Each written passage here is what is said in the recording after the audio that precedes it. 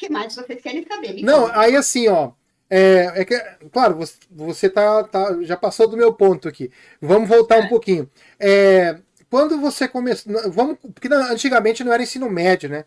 Na minha época a gente não falava ensino médio, a gente falava segundo grau, né? Quando você chegou no segundo grau e se deparou com.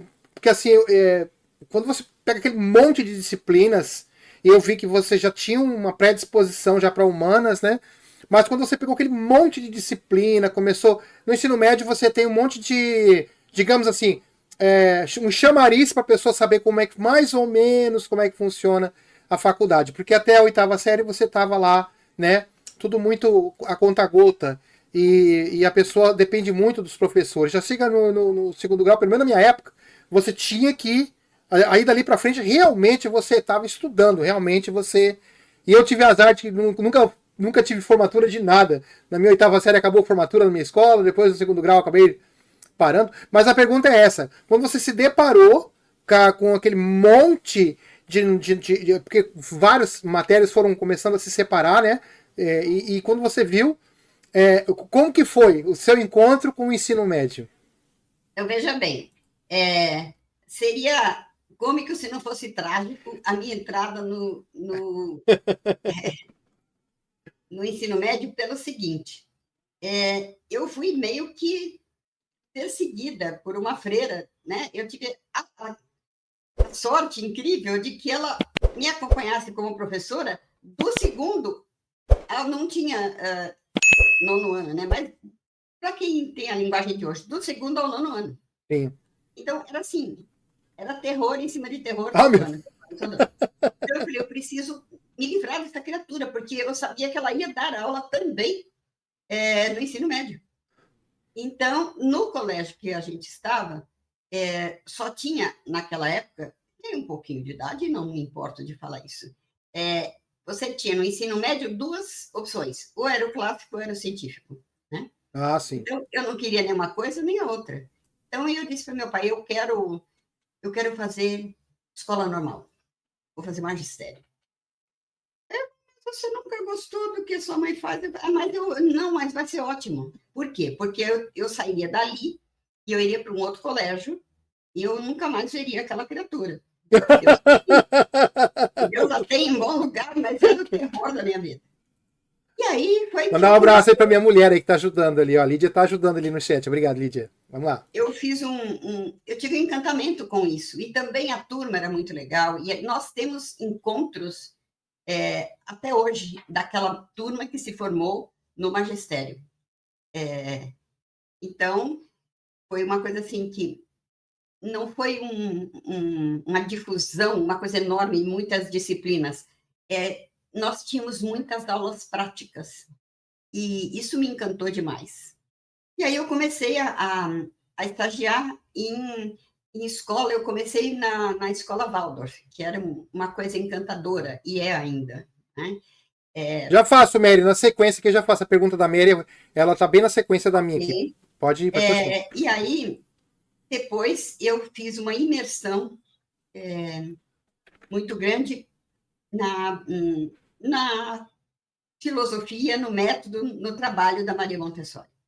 Conheci a história dela e eu fiz um intensivo de 6 meses, porque para a gente trabalhar na escola, que era puramente montessoriana, a gente tinha que fazer realmente o curso com aquelas professoras que traziam todo esse conhecimento lá da Itália.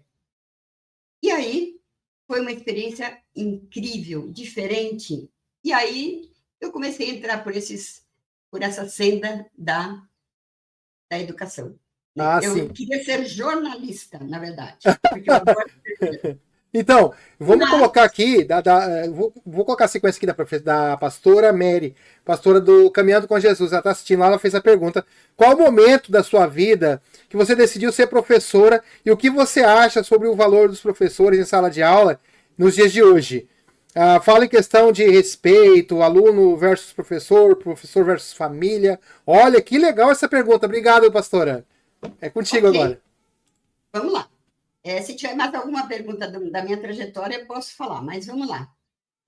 Eu diria o seguinte: A primeira pergunta a segunda é sobre o comportamento. A primeira é quando que você decidiu realmente assim, pô, vou ser professor. Você estava falando agora já, né, na verdade, estava dando essa resposta agora. Pode continuar para a segunda, porque a primeira você acabou de dar. Na realidade, não foi quando eu terminei o magistério.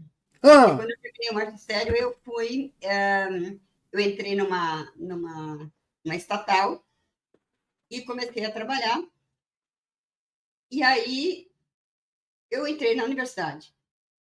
Ao final da universidade, eu ainda estava nessa estatal, e aí aconteceu de eu entrar de férias, ser convidada para fazer essa imersão na escola montessoriana.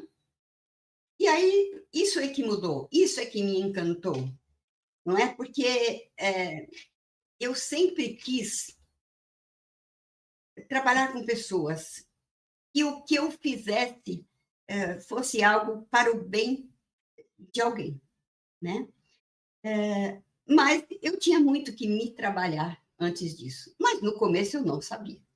Então, eu entrei para a sala de aula timidamente ainda, não acreditando muito em mim, mas nem sabendo que eu precisava de autoconhecimento.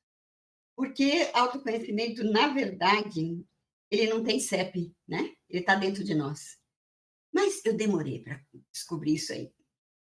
Fiz muita coisa que eu não faria hoje e que eu não faço há muito tempo, do tipo brincar, às vezes, com um aluno, dizendo assim, isso é uma coisa...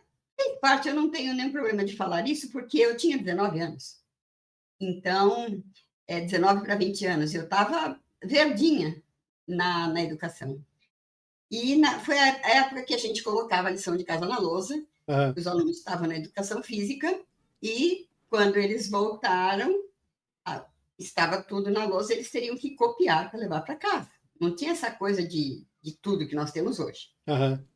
E aí, eu estava terminando de escrever a última frase, eles estavam se sentando, pegando a agenda para fazer as anotações, né? Vira-se um garoto e fala assim, professora, vou copiar? Olha que professora incauta, Leno. Eu virei e disse assim a ele... Didática. Olha, mas que falta de noção, né? Eu virei para ele e falei assim, não, querido, quando eu terminar aqui, nessa última frase, aí você pega a lousa e leva para sua casa. Aí não precisa copiar, pô. Mas era uma escola particular, então eu tinha que cuidar daquilo, né? Aí eu falei, brincadeirinha, não, você tem que copiar. Eu estava brincando. Ainda bem que você contornou, né? Você me contou isso já há uns dias atrás, agora me recordei. E isso não é só para professor, infelizmente ou felizmente. Isso é uma questão básica da pessoa, né? Não sei se foi tu que falou, mas acho que foi tu que falou no último vídeo.